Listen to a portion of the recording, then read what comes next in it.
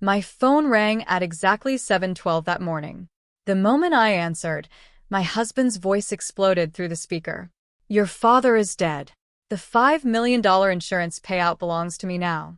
You're getting nothing." For a second, I said nothing. Not because I was shocked. Because my father was standing 3 feet away from me, pouring coffee into his favorite mug. Very much alive. Dad slowly looked up from the kitchen counter as he watched my expression change. Then he whispered, "Who was that?" I smiled, because my husband had just made the biggest mistake of his life. I was halfway through my second cup of coffee when my phone rang. The screen showed Ethan. My husband rarely called this early unless something was wrong. I answered immediately. Before I could even say hello, his voice burst through the speaker. "Your father is dead. The $5 million insurance payout is mine. You're getting nothing." For a moment, I simply stared ahead. Not because I was shocked. Because my father was standing 3 feet away from me in the kitchen, pouring coffee into his favorite blue mug. Very much alive.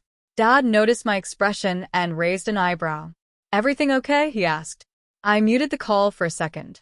"You might want to sit down." His face tightened instantly. I unmuted the phone. Ethan was still talking, sounding strangely excited. "I've already spoken to people. There's no point fighting it. You know how these things work." I listened quietly. The longer he spoke, the more confused I became. He sounded absolutely certain. Certain that my father had died. Certain that money was coming. Certain that his future was about to change. Finally, I said, "Ethan, where exactly did you hear that my father died?" There was a brief pause. Then he answered, "Everyone knows by now." Dad slowly set his mug on the counter. Our eyes met. Neither of us spoke for several seconds. Then Ethan ended the call. Dad folded his arms and looked directly at me. I think someone just made a very dangerous assumption. After Ethan hung up, silence filled the kitchen. My father and I sat at the dining table, replaying every word.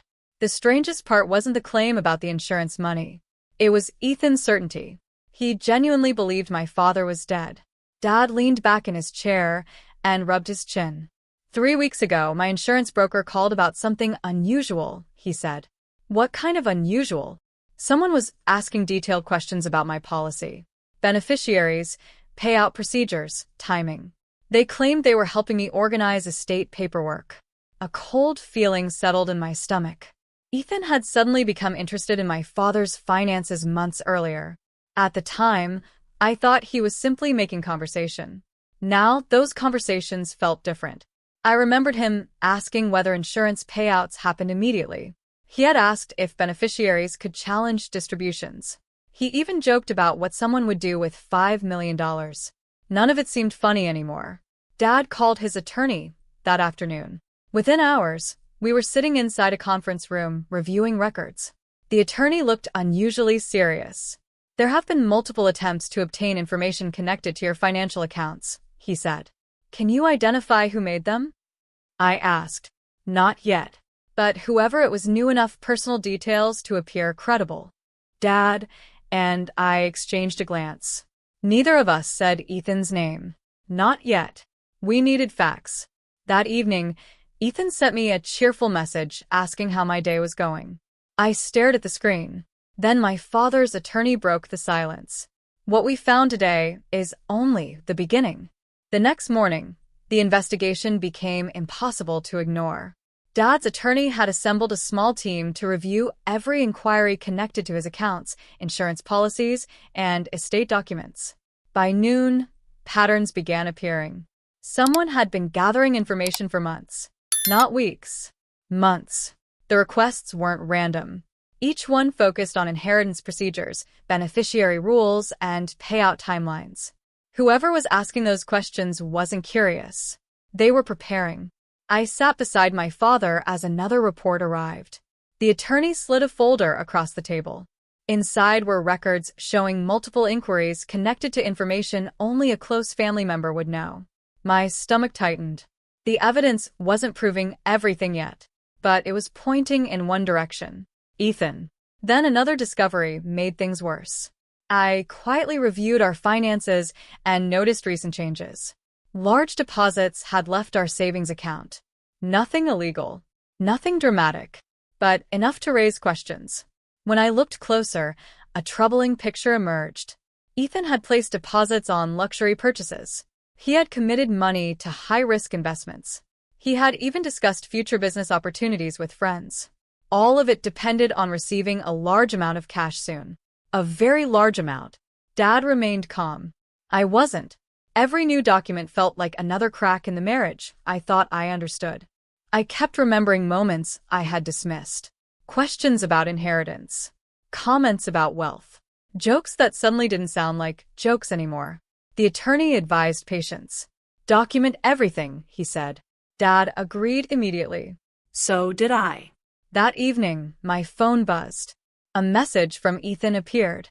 Only 5 words. We need to talk immediately. I didn't answer Ethan's message immediately. Instead, I spoke with my father and his attorney. Together, we agreed on one thing. The truth needed to reveal itself completely. The following afternoon, I texted Ethan. Let's meet at 3.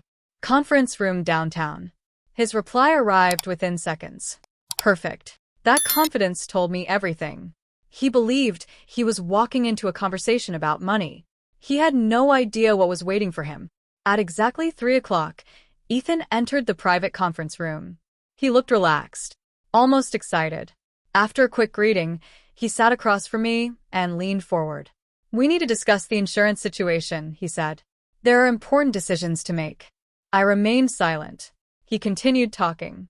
Future plans, investments, financial opportunities. The more he spoke, the more detached I felt. This wasn't concern. This wasn't grief. This was expectation. Then the conference room door opened. Ethan glanced toward it casually.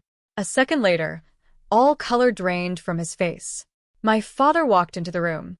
Alive. Healthy. And completely aware of everything. For several seconds, nobody spoke. Ethan looked like he had forgotten how to breathe. Finally, Dad pulled out a chair and sat down. His voice remained calm. You seemed very certain I was dead, he said. Why? Ethan opened his mouth. Nothing came out.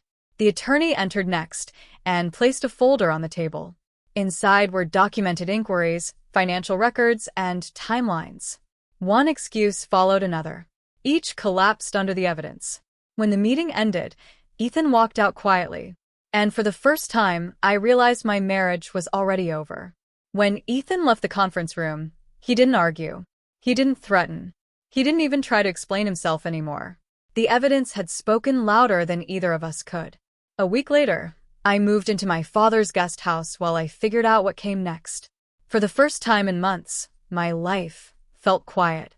Not happy. Not yet. But honest. Dad also took action. Working closely with his attorney and financial advisors, he updated every important document connected to his estate. Additional safeguards were added. Beneficiary information was secured.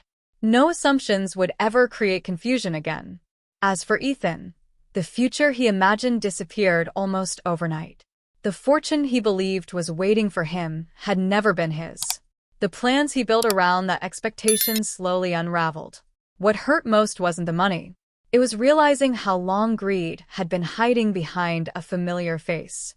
I had trusted him, loved him, built a life beside him.